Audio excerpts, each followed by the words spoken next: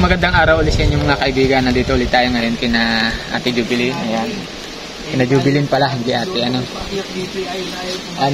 Mapapansin nyo, madaming tao doon ngayon kina Jubilin. Nung nakaraan kasing vlog natin, banggit natin na may nag-o-offer sa kanila na malilipatan sa may Cavite, may parting Cavite. Meron silang libre bahay sila doon. Tubig, kuryente, libre sila doon. Tapos susulduhan sila. Magandang offer naman yun kina Jubilin, kaysa sila dito na nag-uuling lang, tapos malayo sa kabayanan, malayo sa sa mga kapitbahay. Ayan. Kaya napakagandang offer nung ino-offer sa kanila. At ngayon nga nandito sila, nag-uusap sila. Ayan, nandiyan sila nag-uusap. Silip lang muna, mamaya nyo na tingnan. Mamaya natin sila interviewin. Ayan, at sana magkasundo sila, tanggapin ni tatay yung offer kanina Jubilin para magkaroon sila ng magandang oportunidad doon. Kasi city yun, siyempre kapag nasa city may maraming oportunidad na pwedeng mapasukan. Tsaka bukod pa doon, yung asawa niya nagtatrabaho lang doon sa Maynila. Malapit na kung uuwi, di ba? Hindi na buwanan, siguro pwede ng linggo-linggo bumisita doon yung asawa niya. Kaya mga kaibigan, ayan, mamaya papakilala ko sila sa inyo. Tara, tayo makabuko.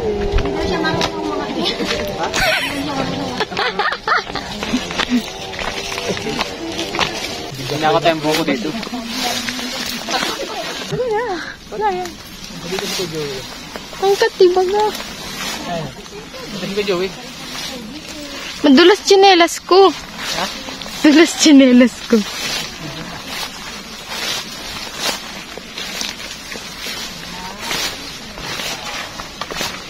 Sorry. Sakit, ano yun? Laka. Buko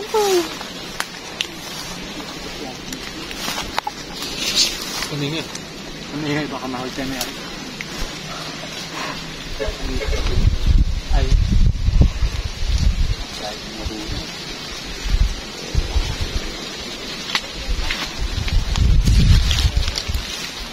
Yung mahalan.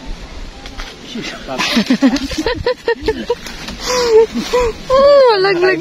Pabubukuhin natin yung mga bisita natin. At nakaw kami dito ng buko. Joke lang. Joke lang. Ito nung may-ari. Pero yung may-ari nito, kaibigan ko. Ayan, kaibigan ko yung may-ari nito. Kaibigan ang may-ari nito, Oo. Nakikumpare ka na din. Oo. Ala, yun naman inikutan ni Kuya Joey. Hindi ganun talaga yan. Bakit? Maulan tayo, maulan.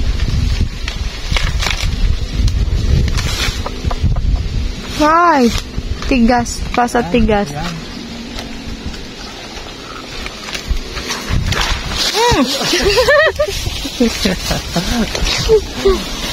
Baka mabagsak ka naman kami dito, Kuya Joey. Ayusin mo.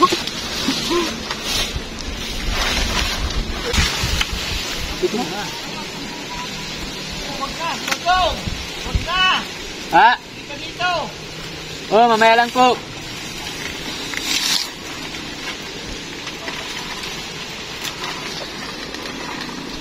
Nakakuha na po.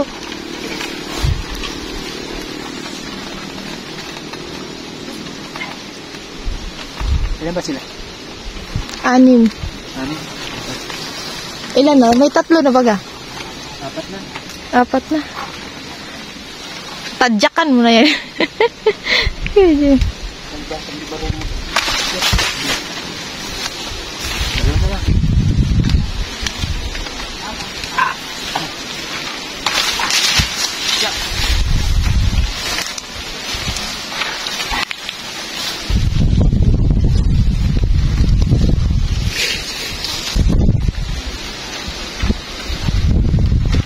Tama na yata yun kayo. Bagsak mo na yung adalwa. Alam mo, matira ka pa dyan. Mahuli ka. Yan po, magnanakaw. Yan. Yan. Joke lang po. Otra.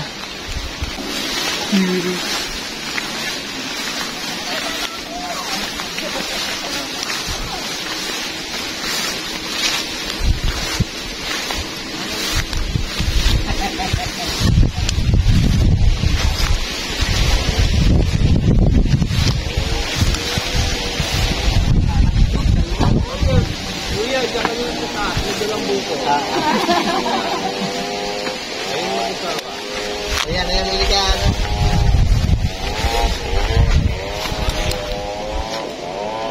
Habang nag-uusap sila, nanguha kami ng buko. Ay, Tapos- halika dong. Tapos Okay po na? yung ano? Tapos na. Eh mga kaibigan, ito sila. Kuya Anthony. Po. Si Kuya Anthony. Hello po. Saka itong si Madam Sexy. Harap, harap. Si ate ano nga po ito? Nova. Nova. Ito si Laila. Ate Laila. Si Suset. Yan, si ate Suset. Sila po yung mga, ayan, ano ba, nag-offer po ng house and lot. Saka po may mga dala silang ano, grocery, bigas, may cash pa po yan eh. Joke lang yun. Ayan, thank you po sa kanila. Ayan, Anthony, ilagay mo doon. Okay na po yung usapan nyo. Ayan, ibigay mo kay baby. Ayan, meron. Ayan, ang bigas. Ano mga, ayan, Eri. Ayan. Galing pa po sila ng ano, ng Cavite. Ano po? Sa Cavite City mismo. Imos. Sana. Oo, guys. Tatang, ito yan. Ayun na. Flashlight. Ito po, chicken. Maganda po yan. Jollibee! Jollibee ha. Jollibee. Yan, nakita na, dikit ko malaki. Vitamin. Sabi mo, happy. Ito pong mga sabon. Ayan. Ano na eh? Malipat na kayo doon. Lipat na agad. Dong, oh. Ikaw na magbigay. Ayan, sa kanila yan. Ay wow talaga Okay. naman. Pero, Ito sa iyo. ba't naman meron pa sa akin oh? Bigay ko yan Ayan sa po. iyo. Jubilin Family. Kaunting tulong po. Kakapain ko parang hindi to kaunti ah. Ang kapal. Tay, galing po kay, ayan. Pramel, ay hindi nga pala. Sa kanila po galing. Ayan. Kawang gawa. Kawang gawa. Ayan, yung sa akin, kapal din, oh. Siguro mga 100,000 ito. Thank you po dito, thank you. Silid ko na agad at baka kunin pa na yung dye.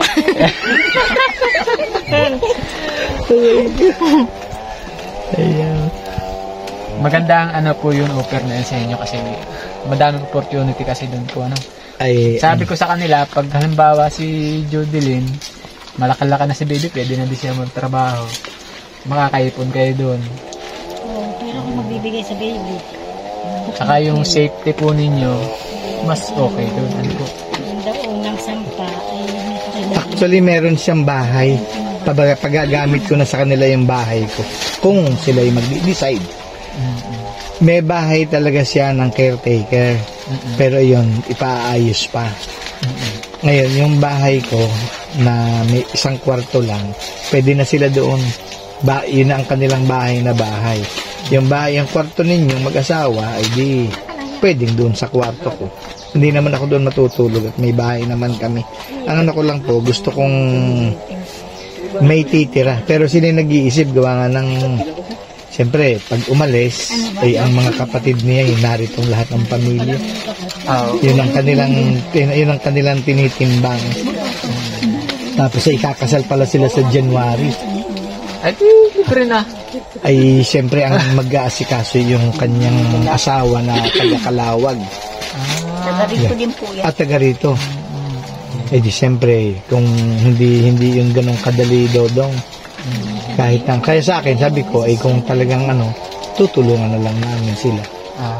Kung hindi ka, kasi we have to accept, kasi kahit na kami, meron kaming puso na maging instrumento para kayo'y magkaroon ng siguro mas secured na buhay.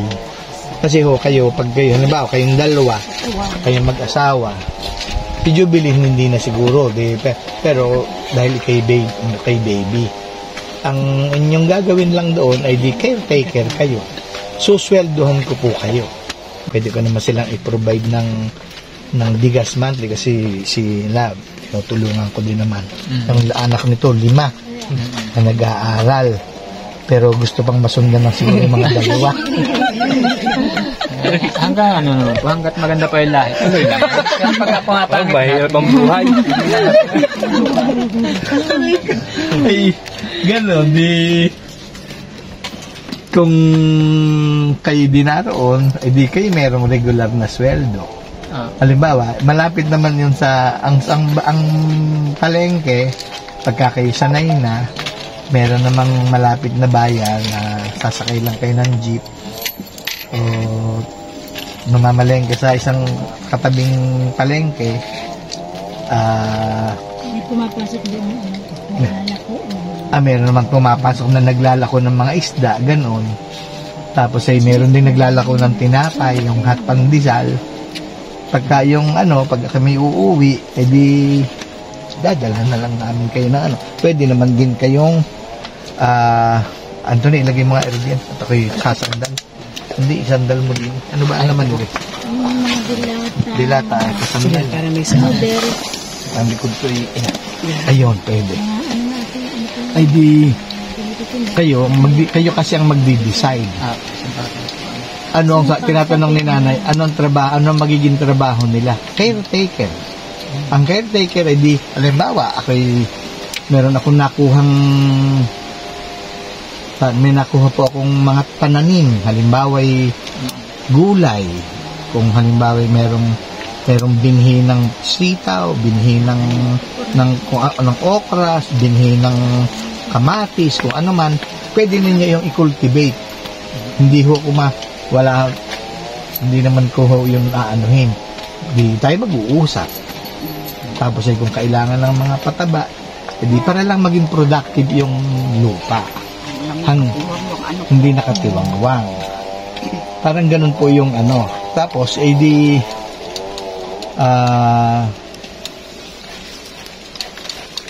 susweldohin ko. Lilinisin ninyo yung paligid. Kung halimbawa hindi kakayanin, ako'y pwede namang hahanap ng ibang tagalinis, pero hindi naman yung kinakailangan. Gaano po ba kalawa? Ay, maliit lang, kalahating hektarya. Kami maglinis. Ha? Sanay naman po kami maglinis lang. Nag-uuli nga po kami. Hinahawa namin. Hinahaw. Ako, meron kaming isang lupa na aming kabebenta lang. Ay, pero hindi pa naman tapos bayaran. Ay, napakadaming puno. Ay, di pwede kong kausapin yung bumili na kuhanin ko muna yung mga mauling muna. Ay, depende. Pero yun nga, kung halimbawa kayo magdidesisyon, ay nasa sa inyo po yun. Pwedeng halimbawa ayusin, ipiprepare ang lupa. Pag panahon ng tagpinya, tataniman ko sa inyo ng pinya, po-provide ko yung lahat ng mga kailangan. Pag umani, ay bebenta natin at di kayo may share. Bukod sa sweldo nyo. Baka po pwedeng pakakasalan nitong mga bata. Wala naman pong problema. Kung mag-usap, basta ang anak ko po, mag-usap kayo. Baka Hindi rin naman. pakakasalan ito madali naman na. January po ang kasal nila. Ninong.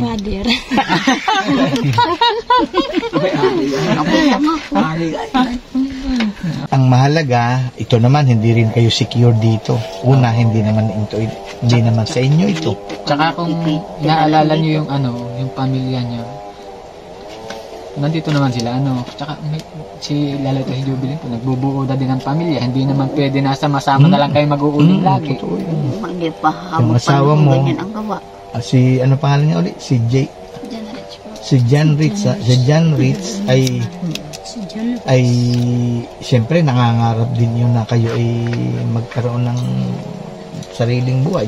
Dadating ang panahon, si nanay at tatay, tawag mo nanay, tatay, nanay, mama at papa. Si mama at papa mo, dadating ang panahon, 60, 63, 62 na sila.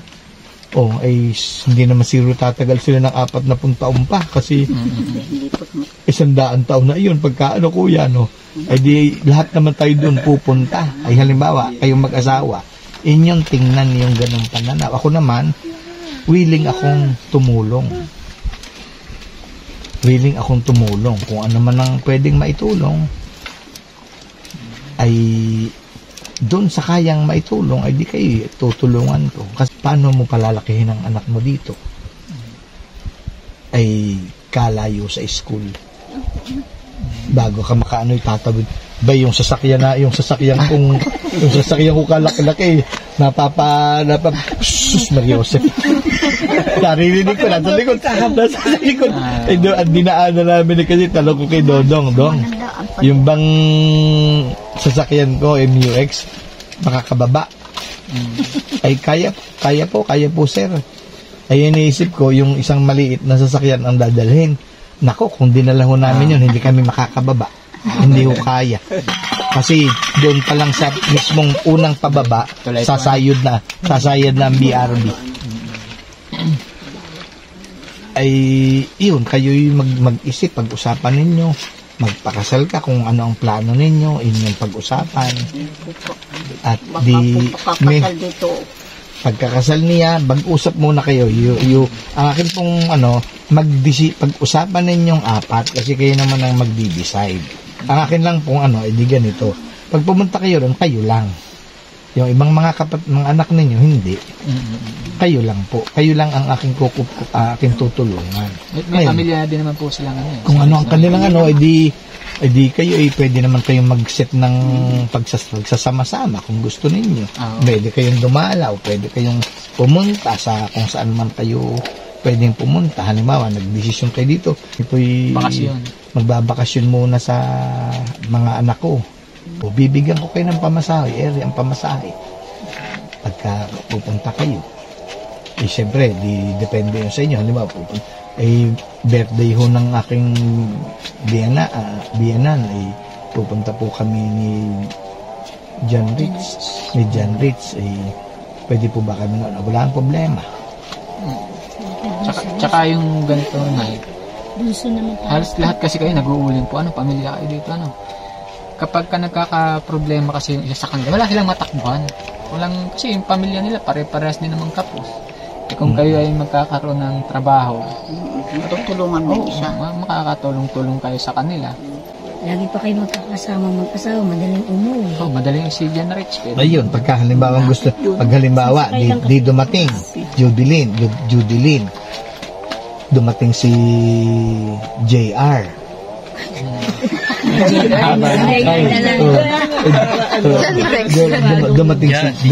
Dumating si JR. Ay naroon kayo. Edi bagong sweldo si Honey Pie. Punta tayo ng SM13.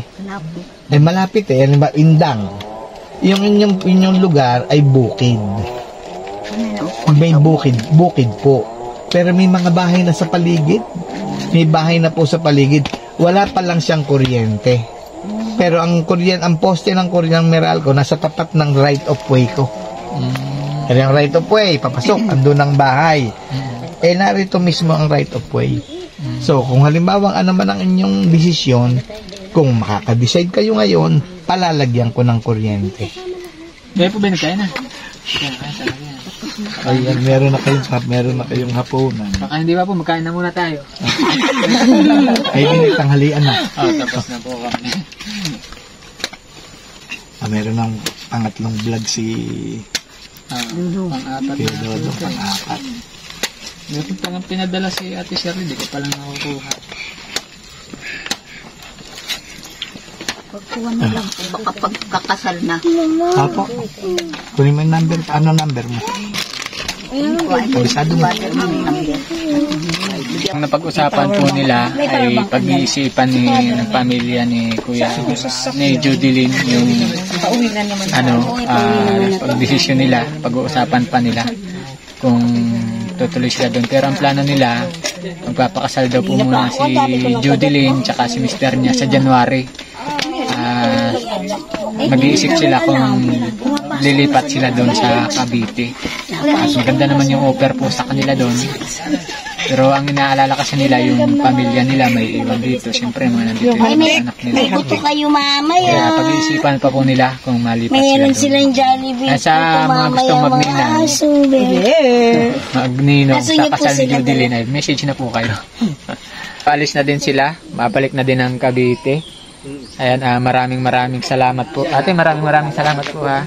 Thank you. Ingat kayo sa biyahe niyo po. Igagalang ko po. Walang problema. Maraming salamat po ate. Salamat din sa inyo. Kung hindi sa kuya. inyo, ay hindi namin Opo. hindi kami makakarating dito. Opo. Ayan. Yung isa'y yung biskuit yun. Pag pwede na yun, pag-share ninyo yung inyong anak. Mga gross. Ayan, magpapaalam na din po kami. Paalis na din sila. Mabalik na ng Cavite. Kita-kits na lang po ulit sa ating mga susunod na video. Mag-message kasi.